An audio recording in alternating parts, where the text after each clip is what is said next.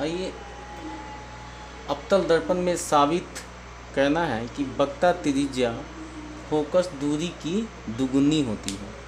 यही इसी प्रश्न को हम ऐसे भी बोल सकते हैं कि फोकस दूरी वक्रता त्रिज्या की आधी होती है। यानी इसको हम ऐसे बोले कि फोकस दूरी वक्रता त्रिज्या की आधी होती है या वक्रता त्रिज्या फोकस दूरी की दुगुनी होती है। दोनों सेम ही चीज़ है। तो यहाँ पर हम साबित करना शुरू करते हैं। मान लिया कि M1 एक अवतल दर्पण है।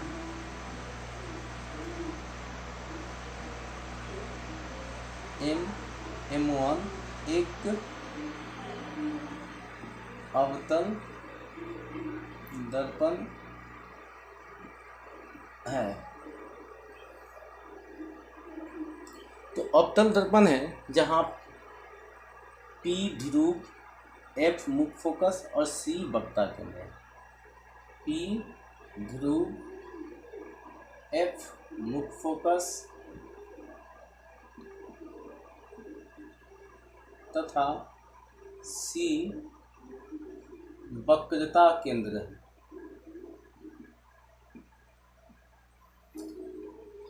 तो यहाँ पर आप देख रहे हैं कि परावर्तन का नियम होता है ऐसे, यानी आपतित किरण, परावर्तित किरण और बीच में अभिलंब तीनों एक ही समतल पर होते हैं जो यहाँ पर है। आपतित किरण, परावर्तित किरण और अभिलंब तीनों एक ही यहाँ इसी बिंदु पर है।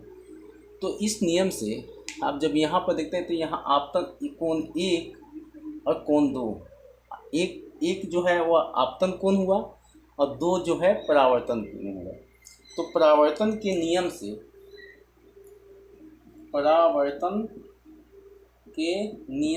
परावर्तन का नियम यह बताता है कि आपतन कोण और परावर्तन कोण दोनों आपस में बराबर होते हैं।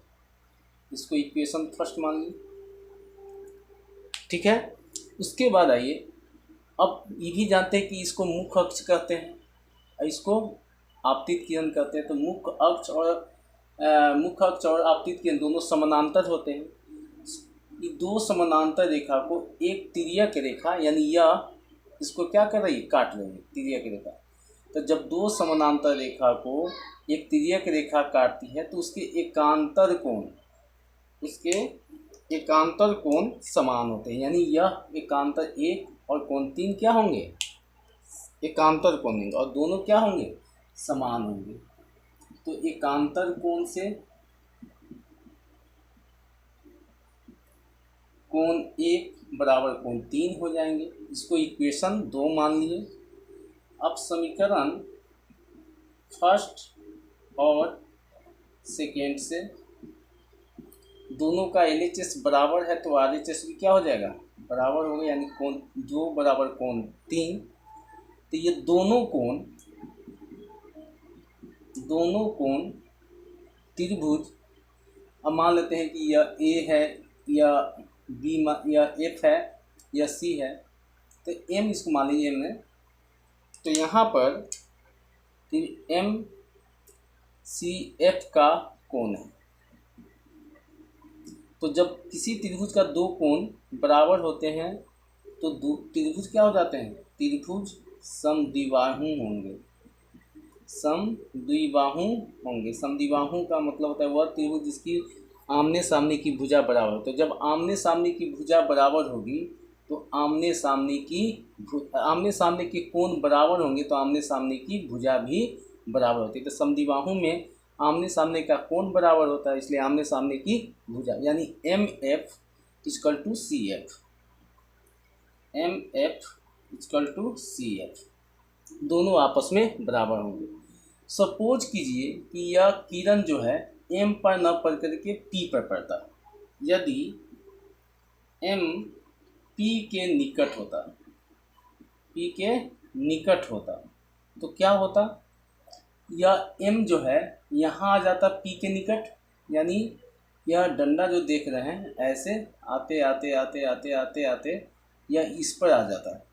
तो इसका मतलब हुआ कि M अगर यहाँ पर आ जाता तो MF और PF दोनों बराबर हो जाते, इसलिए MF = PF।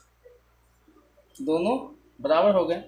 तो एम एफ जो है सी एफ की भी बराबर है, एम एफ जो है पी एफ की भी बराबर, इसलिए C F is equal to P F होगा। अब वक्रता त्रिज्या, आपका वक्रता त्रिज्या जो है वह है, वक्रता त्रिज्या को हम इंडिकेट करते हैं कौन सी से, आर से। देखिए यहाँ पर वक्रता त्रिज्या है C P equal to R. C P दो पार्ट में बटे हुए हैं, सी एफ और पी एफ में, इजकल टू आर। तो सी एफ और पी एफ दोनों किसके बराबर होंगे, फोकस के। चूँकि पी एफ की जो होता है वह फोकस दूरी होता है, तो यह भी फोकस हो जाएगा, क्योंकि सी एफ और पी एफ क्या है, बराबर है। तो F plus F is equal to R, तो two F is equal to R, तो एफ बराबर आर बाई टू। तो यहाँ पर भी छोड़ सकते हैं, यानी वक्रता त्रिज्या फोकस की दुगुनी होती है, या वक्रता फोकस दूरी वक्रता त्रिज्या की आधी होती है। तो इस तरह से हम साबित करके आपको दिखाएं कि अवतल दर्पण में वक्रता त्रिज्या फोकस की दुगुनी या आधी होती है।